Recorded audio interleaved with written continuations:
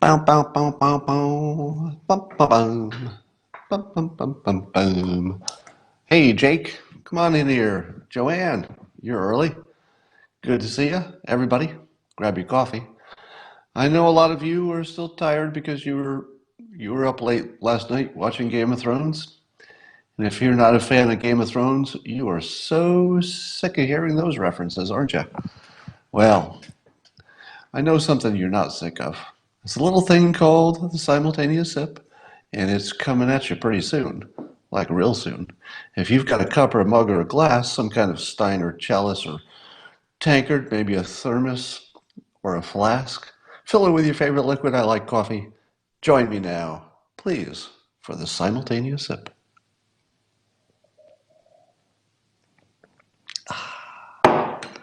Oh, yeah. So continue to watch in amazement at the unparalleled incompetence which is our government, specifically in the immigration area. And I've decided what it is that I want as a citizen. And one of the great things about social media is that we citizens can say, hey, government, this is what I want you to do. And if other people think that's a good idea, then the other people say, yeah, I like that. That's a good idea. And if enough people say it, the government probably will respond. So there is a direct path from an individual with a good idea or even a good question and the government. But it has to go through this filter of lots of other people agreeing that that's a good question or a good point or worthy of discussion. So I'm going to toss out an idea to get us past the log jam, which is our bad immigration system. And it looks like this. If you were in a corporation and you had a plan, you would have to show that if you spend this much money, you plan to get the following benefits. So you'd say to your boss, if you give me $1 million, I'll cut costs by 10% and I'll have my production will be ready on this date, whatever it is. So give me this much money, I will give you this many results. Now, that's not the only option. You could do plan B, which is give me 500,000. I won't give you as many results, but I'll tell you what you'll get. Or the do nothing. If you give me nothing, this is what you'll get. Where the hell is that? Why is it that you and I have been, tortured with stories of immigration? It's not like we're the ones who are having the bad time. Let's put our empathy with the people we're trying to get across the border and having, huge problems. So empathy goes with them. But you and I, as citizens, we're being a little bit abused in the political sense, a smaller way, but we're being abused by our own government by lack of competence. Now, here I'm not specifically calling out the Trump administration, but I do think they have the primary responsibility. Congress can't let them do whatever they want, so it's not really entirely up to the administration. But here's what they should be doing. The Trump administration should be giving us the bullet point plans that say if you give me this much money, I will give you this much crime. If you give me this much money, I'll tell you how many people are coming across and what it will do to wages at the bottom end. If you give me this much budget, I'll tell you what the unemployment rate is likely to be among the people that are competing for jobs. If you give me this much, I will tell you how many children have to be separated from their parents. If you give me this budget, I'll tell you how many people will be raped in the coming year. An estimate, but that's what plans are, they're estimates. Where's that? How come? How come? Why is it that we, the citizens, have been subjected to nonstop talk about immigration and nobody has shown us the frickin' plan or plans? Why is it that I can't pick the amount of crime that I'm okay with and the budget that matches it? Why can't I have an opinion on that? It's because nobody's presented me that plan. Break it down to maybe 3 bullet points. Just show the plans. This is the Democrats do nothing plan, or maybe it's the Democrats do something just for the immigrants coming in who need to be not separated, need to be cared for. So there could be one plan that's just a humanitarian plan. It says try to keep everybody healthy, but don't try too hard to stop the number of people coming in. So that would be sort of what a Democrat plan would look like, heavy on the humanitarian, light on fighting the crime. Let's see that plan. How many rapes do we get with that? How many murders are we likely to get with the Democrat plan over 5 years? What would the Republican alternative look like? How much extra would we have to pay for the Republican alternative? And according to the best people who can estimate these kinds of things, I'm not sure exactly who it would be, but according to them, what would we get? If we threw $2 billion at the border, would it get us from 125,000 rapes down to 75,000? And it's still horrific by any measure, but would you choose? You'd choose half if you could choose. So if you believe that there's something like difficulty making a decision in the government, there's nothing like that happening. There's no difficulty in making a decision because there's no decision being considered. Let me say that as clearly as possible. If you think the government is having difficulty making a decision, that's not what you're watching. You're watching no options being presented. If you just see, oh, give me a budget for a wall, well, you're a citizen, right? What does a wall give you? Don't tell me how much wall I'm going to get. Tell me how much rape I'm going to get. Tell me how many murders I'm going to get. Tell me how many people who are citizens are not going to get a job at the lower end because they have to compete. Tell me how many big companies, let's say agricultural companies, tell me how they help or hurt the GDP based on different levels of immigration. There can't be that many bullet points. So we should be able to say this budget gets you this set of benefits, this budget gets you this set of benefits. If you're not presenting that, you're not doing anything. Am I wrong? Is there anybody who disagrees with my statement that if the government has not presented to us with budgets and what each of those budgets would do, they're not even working on the problem? Whatever they're doing might take a lot of energy. They might be paying people to do things and go to meetings, but they're certainly not doing anything like working on the immigration. There's nothing like that happening. I don't see it coming from the administration, and I don't see it come from the other side. So let's stop pretending that one of them has the right idea. We can't pretend that Trump has the right idea on immigration when you haven't seen it. Build a wall isn't a frickin' plan. That's not a plan. Yeah, whoever woke up in the morning and said, what would make my life better is I'd love to see more construction along a desolate area of the country on the border. Yeah, I'd like a wall. No, nobody wants a wall. They want less rape. They want better economy. They might want, a number of things like involving with crime and economics. They might want fewer drugs. They might want all those things. But nobody wants a wall. Why the hell are they selling us a wall? Why is Trump selling me a wall? I don't want a wall. I don't want a wall. You don't want a wall either. If you think you want a wall, what's wrong with you? You don't want a wall.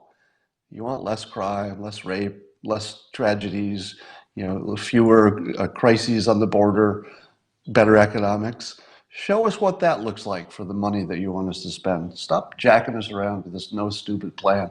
It's just making me mad now. All right. Somebody says, I want a wall. Well, if you believe that the wall is the end state, like that you want a wall for no reason other than you want a wall, I would suggest you're not a credible player in this conversation. Let's talk about something else. There's one thing that I say often, and it always applies, especially in the world of Trump, that a proper negotiation at a high level, when top players are negotiating, some of the things you should expect to see, well, two things you should always expect to see. You should see at least one walk away every time. You should expect that there will always be one major walk away, and it will look like it's not going to work out. The second thing you should always expect is that there will be some point where it looks like there's no way it can work. You should always look like there's no way you're ever going to get a deal. And as soon as everybody feels that, both sides, when both sides realize that their other option is to not have a deal, and that's going to be really, really bad, once they capitulate and suddenly sort of give in to the idea that no deal can be made, then they can make a deal. They have to give up in complete, they have to completely give up their idea that they're going to get their version of the deal. And until that's done, you don't get a deal where both sides hurt a little bit, but they get a little bit. So the reason that's important is we're looking at China. And the president has made some scary sounding threats about raising the tariffs on Chinese goods from 10% to 25%, which would be super expensive for them. And the idea is, and people are saying, wait a minute, I thought we were getting close to a deal. Well, apparently not. Apparently we were not as close to a deal as we thought.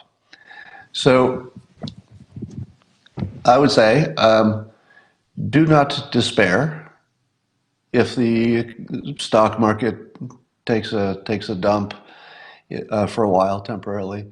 Do not despair if the news tells you that no deal could be made.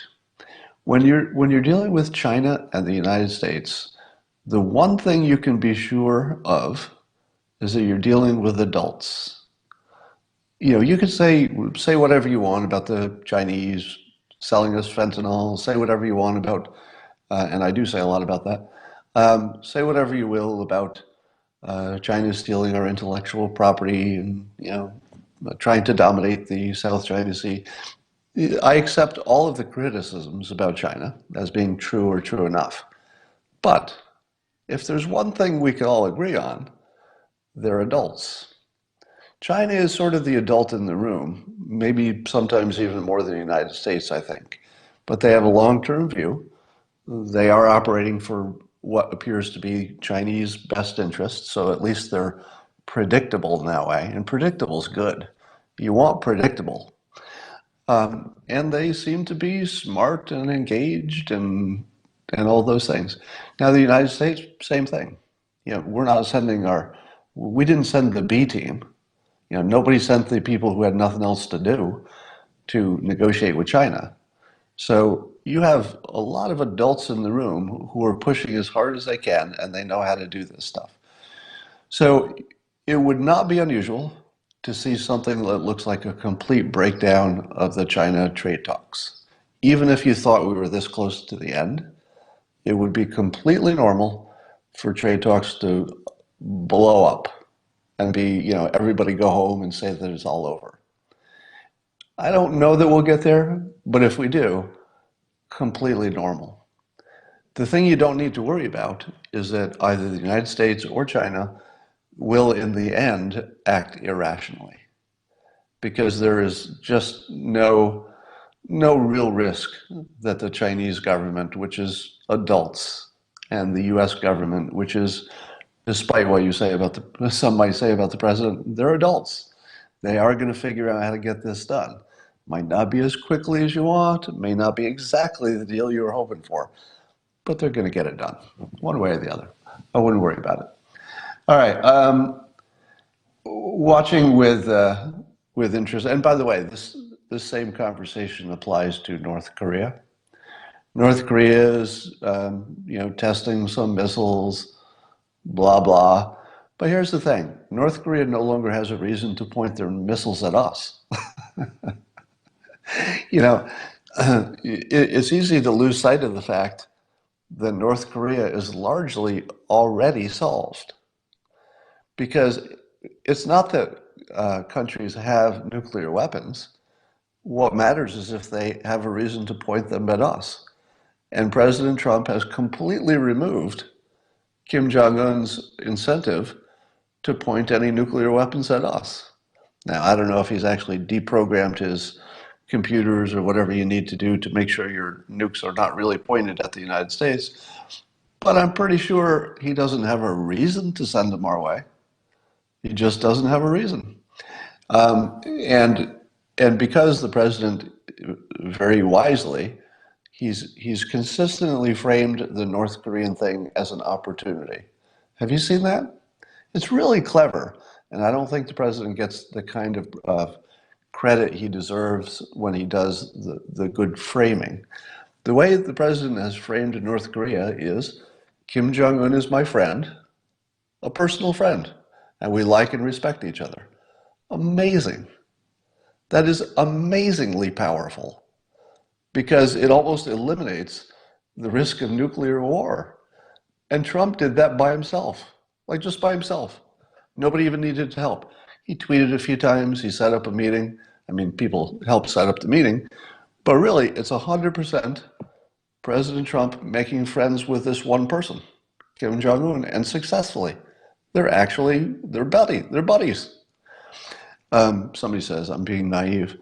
What I'm not being is naive about the fact that people don't nuke people they're getting along with. It just doesn't happen. But the other part that the president has done well is instead of talking about it as our army versus your army, he stopped talking that way. He talks about their economic huge opportunity. It's like, oh, I hope, I sure like Kim Jong Un. I know we can work this out. It's going to be great for your economy. That is a really, really, really good Chamberlain. I think I'm just going to start laughing at Hitler analogies. Like it's hard because they make you angry, but whenever somebody makes a Hitler analogy, I just want to declare victory on whatever point I'm trying to make and walk away. I've said this before, but there are some things you should never make an analogy to because there's nothing like them. Right? There's nothing like the Holocaust. There was only one Holocaust. I mean, there have been other mass murders and, horrific, but there's nothing really like the Holocaust. There's nothing really like Hitler in World War II. I mean, you could make analogies all day long, but they would just be different situations. Um, yeah. Anyway, I wouldn't too worry too much about North Korea. We'll get there. For some reason, Kim Jong Un is satisfied with the restrictions on on his economy, but probably not forever. So North Korea is probably limping by, and they have an opportunity to do great instead. So I think they'll take great. Let's talk about Iran. So I guess the U.S. has moved a strike force into the region. So we moved another carrier strike force, I think it was. And that's mostly just to send a message. Apparently, there was some intelligence suggesting that North Korea was getting ready to do something aggressive, somehow attack American interests. And who knows if that's true, but sounds like the government's pretty confident about it, or at least they're acting that way. So apparently the Iranian economy is in a free fall, and the latest round of sanctions are going to eliminate the last places that they can sell oil. And I think that brings into stark relief. Is that the way? That may be the wrong phrase, but we can see obviously now that economic war is a better war than military war. It seems to me that we had two choices with Iran: military and economic. I mean, three choices if you count doing nothing.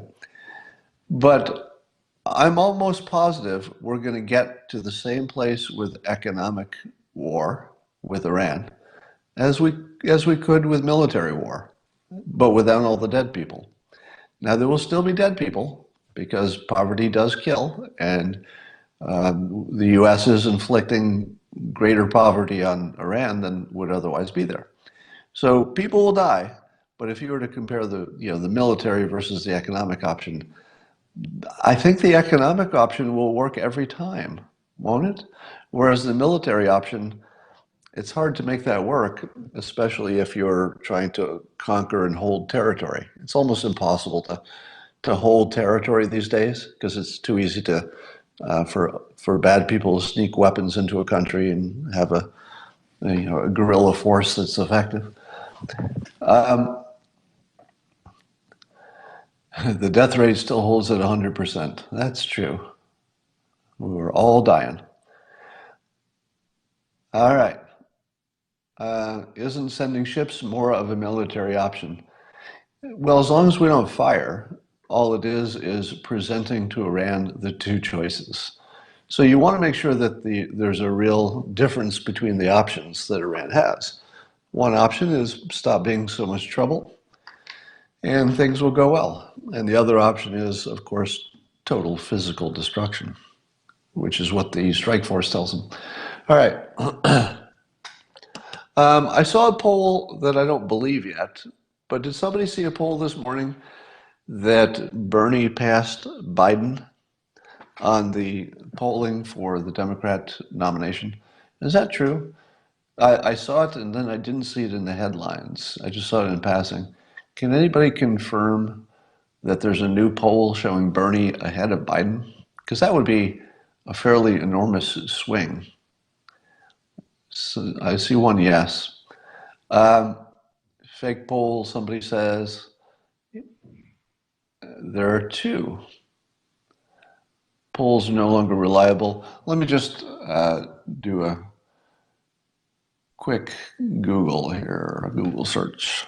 Poll, Bernie, Biden. Yeah, all I see is that Biden is leading Sanders by a lot. Oh, an Emerson poll, but that was April 16th. No, I don't see any polls. That looks like a fake poll. So I guess that was a fake poll. Somebody said real clear politics. Let's try. Here, whoops, real clear. I can't spell. Politics, poll, Biden. Let's see. Let's see the top one here. Polling data, Biden. I don't know. It's too hard to find. So I can't find it. But here's my take on Biden. If you watch Biden doing his stump speech, you've probably all seen by now several clips of his most recent one. And have you noticed that he doesn't match up well? So the thing that you have to understand when you're watching the potential matchups is that people make decisions based on contrast.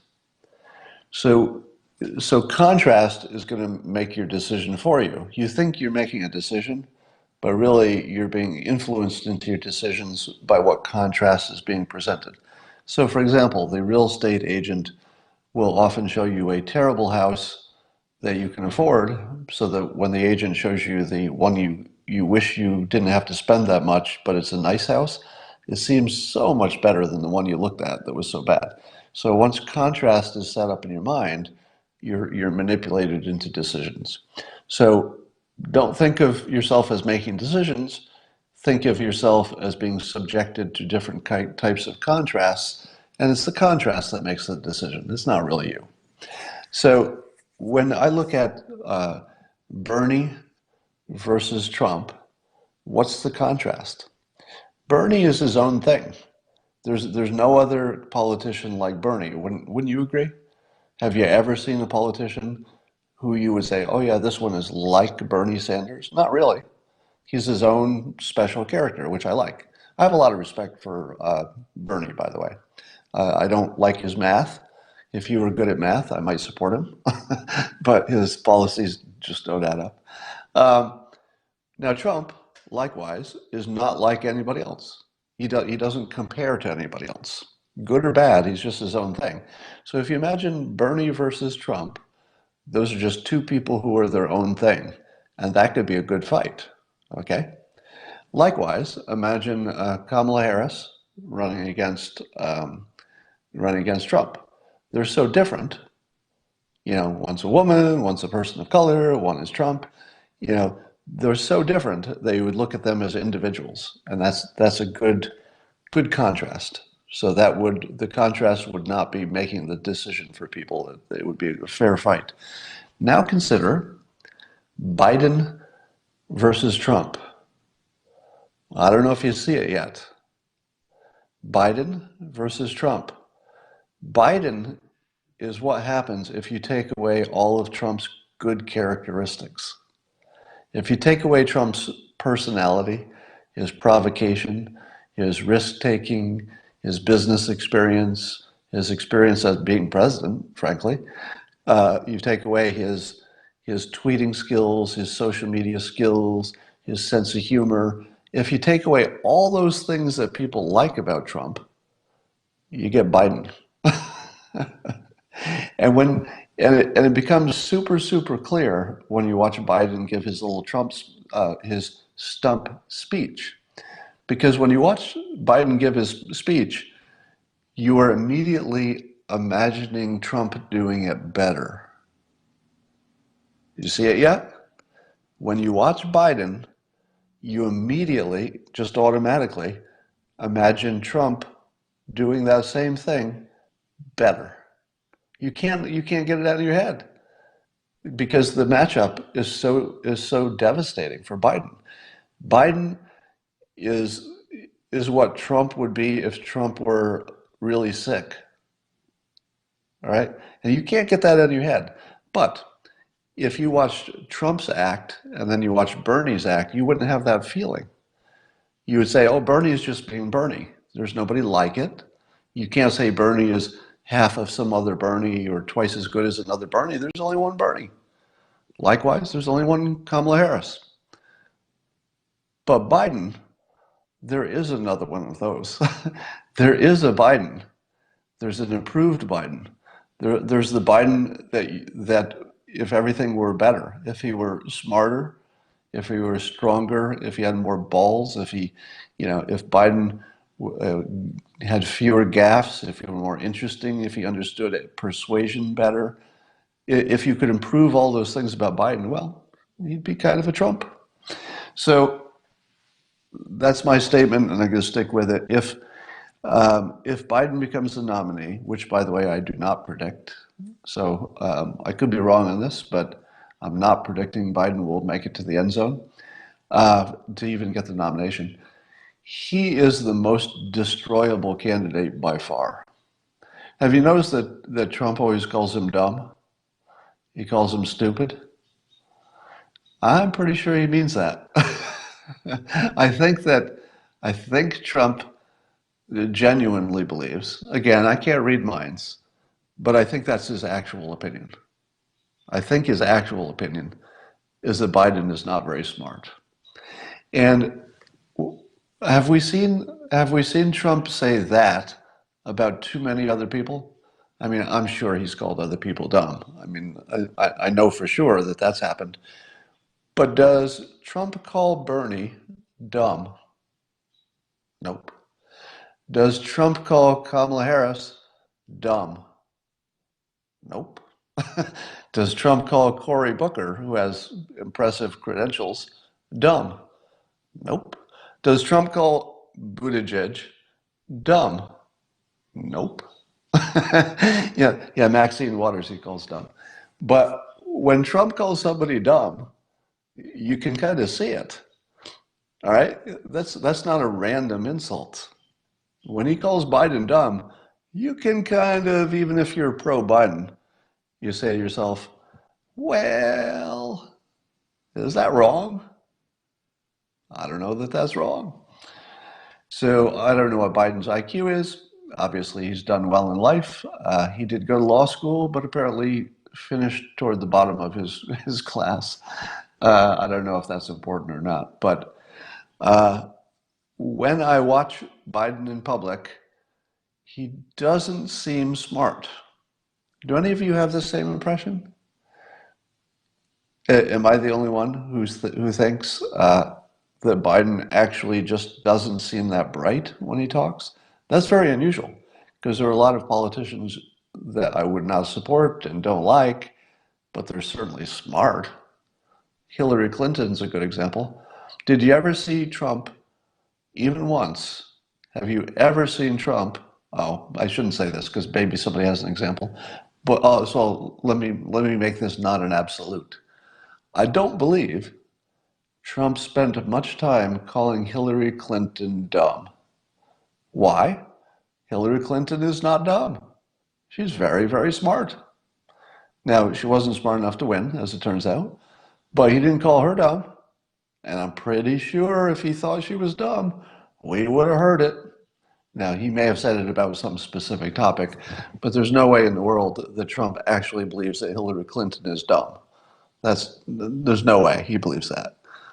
But he certainly seems to believe it with Biden. So I think that's important. And I'm repeating myself too much, in part because I don't have as much to talk about today, because the whole world is going just great. I don't know if you saw a tweet that I sent out about some quick iteration of fusion technology. So we're seeing we're seeing some. Let me give this some context. As we're trying to predict the future of climate change and all that, the thing that's hard to predict if you're making an 80-year prediction about the climate of the Earth is what surprises happen. And sometimes you can smell a surprise coming before you know for sure it's coming. And one of the ways you could smell it is that, as you know, we've been trying to solve fusion for decades and decades. And fusion is always the thing that's, oh, it's coming. Another 10 years, we're going to have our fusion power, no nuclear waste, infinite power. Yay, everything's solved. Another 10 years. And then 10 years come and you say, well, another 10 years. But something changed recently, or is about to change. We're on the cusp of that change. And it's AI.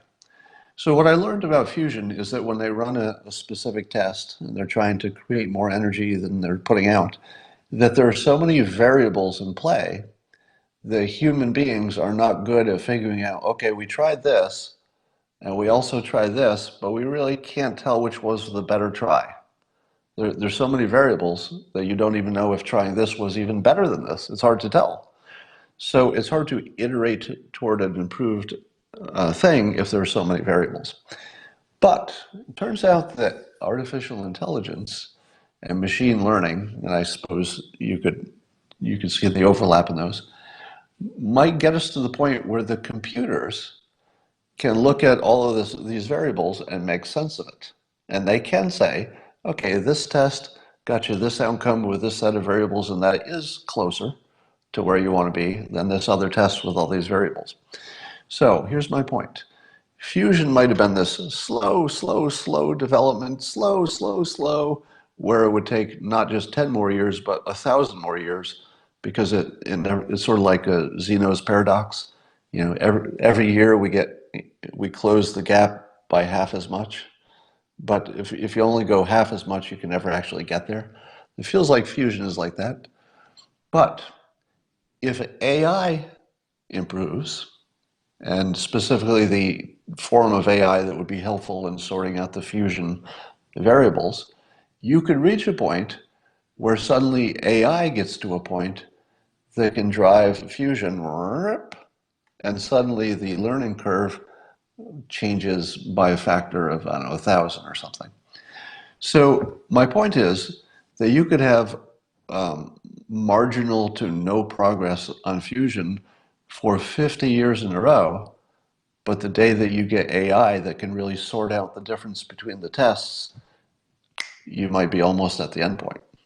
So you could go from no progress to bang, we got it, just by having AI. Now, the AI is not ready, but the AI almost certainly will be ready within 10 years. It sounds funny even when I say it because I know how many times people have been wrong about fusion. But it's worth pointing out that the AI part of it has never been the case in the past. So there might be something very different about it. All right. Uh, I don't have much else to say. Is there anything else happening? Did I get James Wood's phone number? Yeah, somebody online was asking me to interview James Woods here on Periscope. And I said, well, do you have his phone number? Because I can't reach him. He's not on Twitter, if you know what I mean. Uh, Talk about Loserthink. So my book, Loserthink, I'm doing the copy edit phase. For those of you who are curious about the author publishing process. So I wrote my drafts. They went through a few iterations of editing with my publisher slash editor. And now I'm at the final stage in which a copy editor, which is a different level of editing, where they're looking at the sentence structure and choice of words and some fact checking, minor fact checking. And so now I have to read my entire book this week and say yes or no to all the changes. And man, is it humbling. There is, I tell you, it is a humbling experience. It is a humbling experience to be copy edited because the number of words I've used incorrectly is shocking. The other shocking thing is how often the copy editor is changing my proper English to improper English. And I did say that correctly. So the number of times they're taking my proper sentences and turning them to improper. For example, you know you should not end a sentence with a preposition. Don't end it with a proposition either. But in a number of cases, I would write around that, so I was not ending a sentence with of, for example, and then my copy editor would change it back to incorrect. Now, when I say incorrect, I don't mean that. I mean that there are things that have moved into common usage that works better with my style of writing. So, so I'm seeing a few situations in which my writing got a little formal because I was trying to write in the specifically proper way, but the rest of my writing is not that formal, so it would sort of stick out. So the copy editor puts them back in the same form and makes it a little more common usage, and it reads better.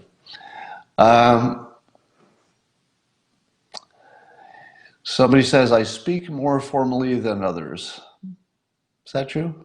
I would not expect that to be true, but I guess it depends what others you're comparing me to.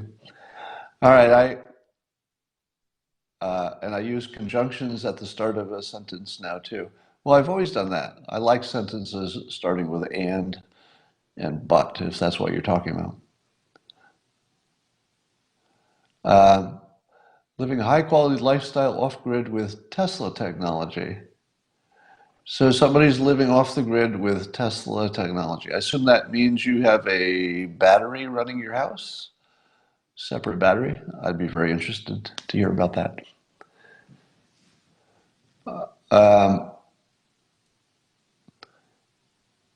Compared to people who say, how come? Yeah, earlier on this Periscope, I said, how come instead of why? And as soon as I said it, I wasn't really sure if it was inappropriate or if it was some hillbilly sort of affectation that I picked up when I was young.